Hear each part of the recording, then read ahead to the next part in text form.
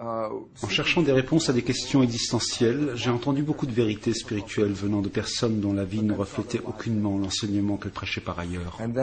C'est alors que j'ai opté pour la science comme moyen de comprendre la vie. À l'époque, je n'étais pas quelqu'un de spirituel, et bien sûr, en tant qu'étudiant en sciences, on m'avait inculqué les concepts conventionnels, à savoir la biologie darwinienne. On nous avait appris que c'était les gènes qui contrôlaient la vie, que nous étions des automates génétiques ou des machines chimiques et ainsi de suite.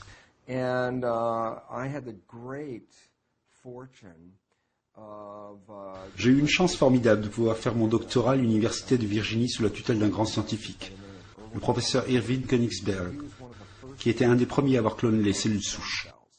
C'est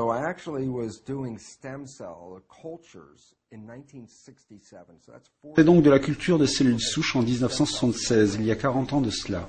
Les gens pensent que la culture de cellules souches est une science toute récente. Non, c'est un domaine qui existe depuis longtemps, mais c'était réservé à des cercles fermés.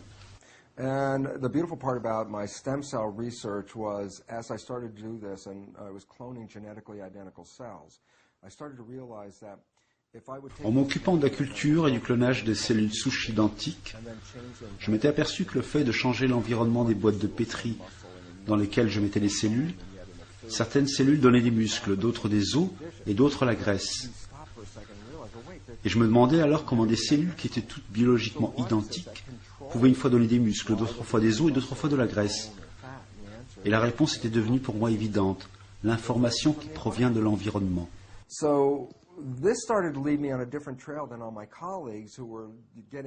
Cette découverte m'a amené sur une piste de recherche différente de celle empruntée par mes collègues qui s'occupaient principalement du développement du projet de séquençage du génome humain. À cette époque, j'avais emprunté un chemin peu fréquenté, puisque j'étudiais l'influence de l'environnement sur l'expression de la cellule, tandis que tout le monde s'occupait de savoir comment les gènes contrôlent les cellules. And yet, my papers were published in very prestigious journals. En tout cas, mes travaux ont été publiés dans divers journaux prestigieux, et les résultats étaient clairs, sans aucune ambiguïté, à savoir que le destin des cellules est contrôlé d'abord et avant tout par l'environnement dans lequel elles se trouvent. Lorsque j'ai publié les résultats de mes études, j'étais personnellement très enthousiaste. Mais je me suis retrouvé en minorité dans ma communauté, car j'avais violé, vous avez bien entendu, violé ce qu'on appelle le dogme central. Le dogme central est le pilier de la biomédecine aujourd'hui. C'est un concept inventé par Francis Crick, qui avec James Watson fut à l'origine de la découverte de la double hélice de la chaîne d'ADN. Ce que dit simplement le dogme central, c'est que, comme vous le savez peut-être, le flux de l'information en biologie va de l'ADN à l'ARN, et jusqu'à la protéine. Et c'est quelque chose qui est établi dans tous les textes traitant de la biologie, même de nos jours. Ce que dit donc le dogme central est que l'information part de l'ADN. And therefore, since your body, which is made out of protein, and the proteins are coded for by the DNA. Et puisque notre corps est fait de protéines qui elles-mêmes sont codées par l'ADN, nous sommes obligés d'admettre, comme le veut le dogme central, que notre sort dans la vie est déterminé par les gènes que nous recevons dès notre conception. Vu sous cet angle, nous ne pouvons qu'être victimes de notre hérédité puisque nous ne choisissons pas nos gènes et nous ne pouvons pas les changer. Et puis ce sont les gènes qui contrôlent notre vie. Nous sommes toujours victimes d'un gène particulier. Voilà donc le message que la science conventionnelle a véhiculé jusqu'ici. Le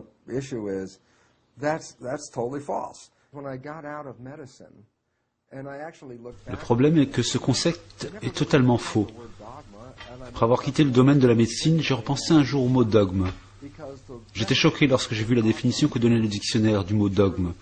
Une vérité basée sur des convictions religieuses et non sur des faits scientifiques.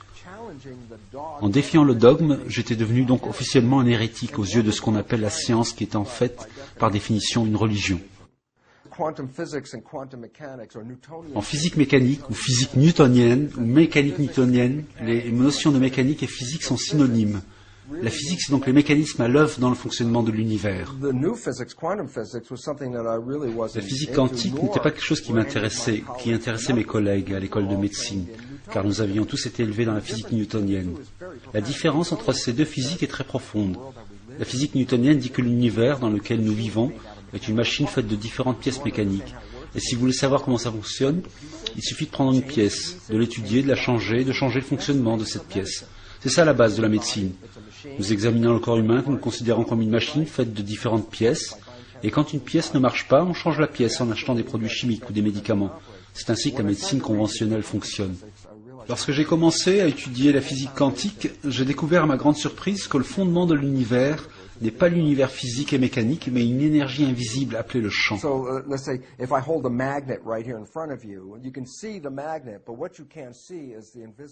Imaginez que je vous montre un aimant.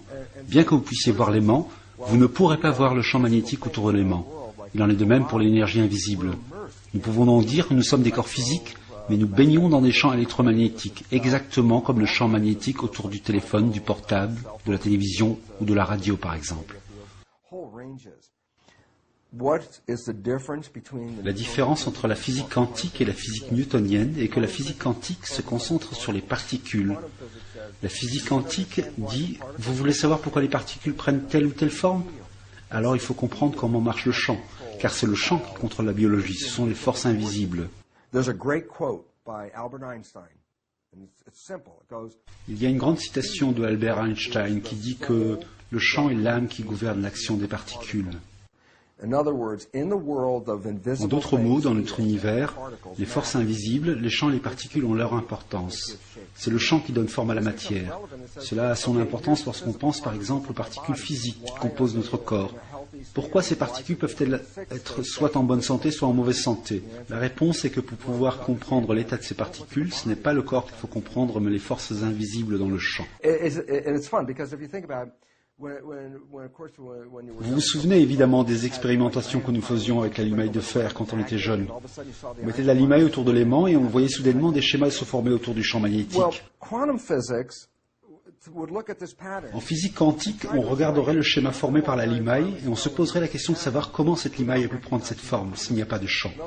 En d'autres mots, peut-on dire pourquoi la limaille a pris telle ou telle forme si on nie l'existence d'un champ magnétique? La réponse est évidemment non. On peut apparenter le corps et les cellules qui le composent à de la limaille. La médecine essaie de comprendre la nature du corps en s'intéressant à la limaille, tandis que pour la physique quantique, il est impossible de comprendre ce qui se passe dans le corps si l'on ne comprend pas comment fonctionne le champ invisible.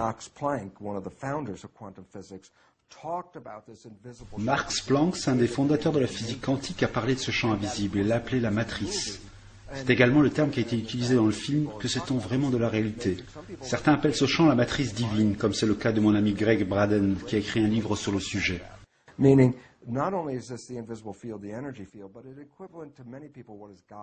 En tout cas, qu'on utilise un contexte physique pour parler de ces forces invisibles en termes de champ, ou qu'on utilise un contexte spirituel et on en parle en termes d'esprit, que ce soit l'un ou l'autre, pour la science moderne, il s'agit là de la même chose. Donc la science est en train d'introduire le concept spirituel des forces invisibles dans le monde physique, concept que la physique newtonienne avait laissé de côté.